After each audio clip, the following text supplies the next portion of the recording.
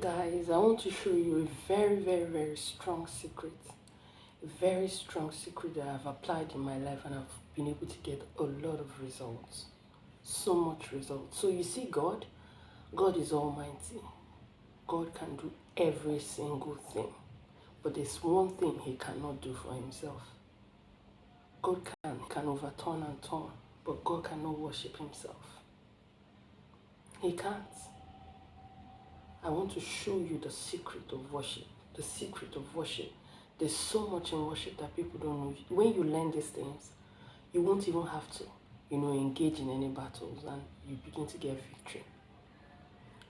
You remember in 2 Corinthians 20 verse 15, when God was talking about, the Moabite coming to, fight against Israelite, and Jehoshaphat was told, okay, he brought, for him to be able to put this, but he was instructed, okay, put the worshippers in front for praises and all. Imagine you going to wrestle against another nation, and then what you're doing is you're preparing people who will come and sing. The people at the forefront are those singing, worshiping. So they went in for that battle that way, and then the worshippers were in front singing and worshiping. Before these people could get to the point where the battle was supposed to happen, by the time they got there, all they saw were slain bodies, dead bodies on the ground. Dead bodies. They didn't even have to meet people that were alive, talk more of even engaging in the fight. These people just, started slaying themselves, started fighting themselves, started killing themselves. Before these people could get there, all they met were dead bodies. Dead bodies. There is so much in worship. Do you know why? When you worship you're worshiping God for who he is. And every time you exalt a person for who he is, it brings out every single thing in that person. I don't mean just singing from your lip or no.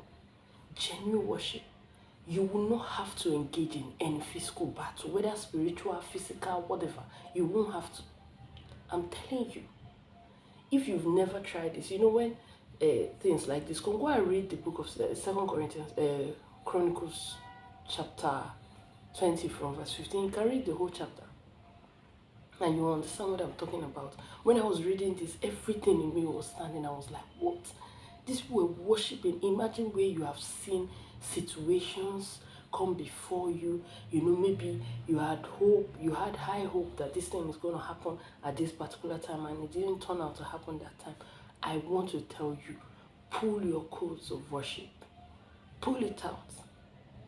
It might seem very insensible before, you're having this problem, you're having this circumstance, this challenge, maybe your rent, your school, your marital life, maybe you want to have children, whatever it is that you're facing as a challenge in this world that we are.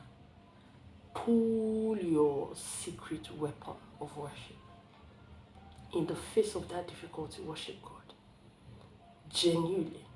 Worship him not because you just want to sing. Worship him because you know that he has the capacity 1,000,000 times to handle that issue. Worship him from a place of understanding.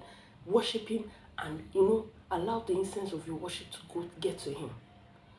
Before you close your eyes and open your eyes, if it is from your heart, you will not have to engage in any physical battle. I just wanted to pass this information because I've been practicing it and I can see it coming, bringing life to me, bringing a lot of things that I thought that would have been difficult for me to cross through to this. I'm telling you from a place of experience. You've been doing other things, right? Try this out. Try this. Don't worry. Don't allow anxiety. Don't allow, depression. Don't allow. Just stay. Worship God. I don't mean start crying and say, God, this one. No. Worship him. Because he's King of Kings. Because he's the Lord of Lords. He has the power to do and undo. Give him what he cannot give himself. And watch him give you what you cannot give yourself. Thank you.